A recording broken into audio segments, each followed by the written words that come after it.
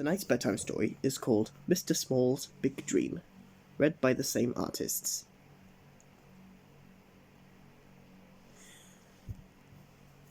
Can you hear the lights? Can you see the lights and hear the music?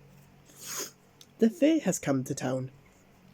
And on this beautiful spring morning, Mr. Small, Miss Greedy, Mr. Skinny, and Mr. Busy were on their way to the fair. "If you want to see the most amazing things, follow me," cried Mr. Small.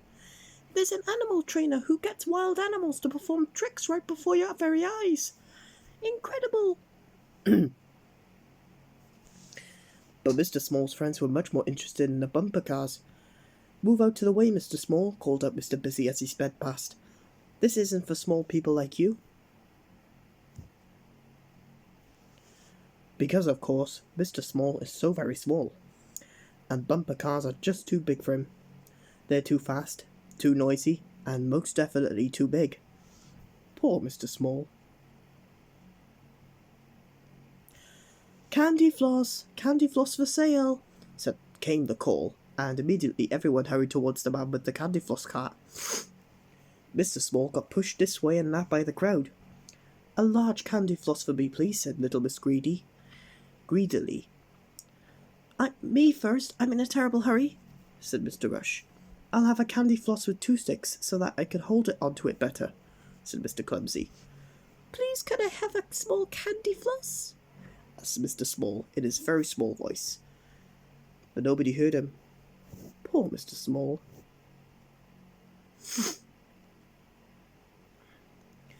A little further along, a man was calling out to the crowd, roll up, ladies and gentlemen. Is there anyone who dares to challenge the strongest man in the world?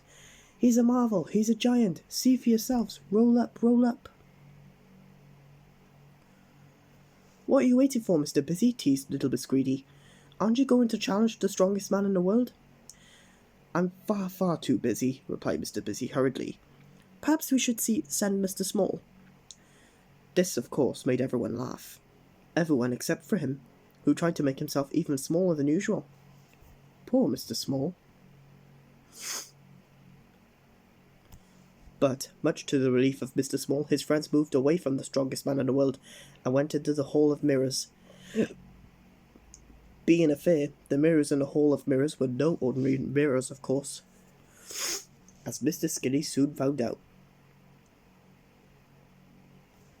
And as for Mr. Small, well, he was completely transformed. As he stared at his enormous reflection, he began to dream about how different his life could be if only he wasn't so small. "Bumper cars aren't for small people like you, Mr. Busy," he imagined himself saying as he crashed into a very small Mr. Busy. "Nobody is too strong for me," he imagined himself saying to the not-so-strong strongest man in the world. But little Miss Greedy's voice interrupted his dream. "Mr. Small, didn't you want to take us to see the animal trainer?" he asked. "Oh, yes," replied Mr. Small. 4 tickets, please." "I'm sorry," replied the ticket seller, "but there's no show today. The animal trainer is injured." "I can take his place," replied Mr. Small, boldly. "I know his show very well. I've seen it many times."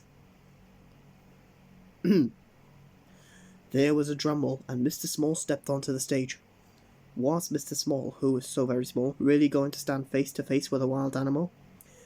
Little Miss Greedy, for one, was quite sure that Mr. Small had gone completely stark, raving mad. Hop, hop, hop. A frog. A green frog. A little green frog. Yes, Mr. Small was standing face to face with a wild animal. A small green wild animal. The show was a huge success, and Mr. Small was delighted. He had always wanted to be a wild animal trainer. At last his dream had come true. "A round of applause for Mr. Small, the greatest frog trainer in the world," announced the ticket seller. "Hip hip hooray!" cried Mr. Small's friends, and the rest of the audience. And the last I heard of Mr. Small was that he had plans to open a flea circus. But that's another story.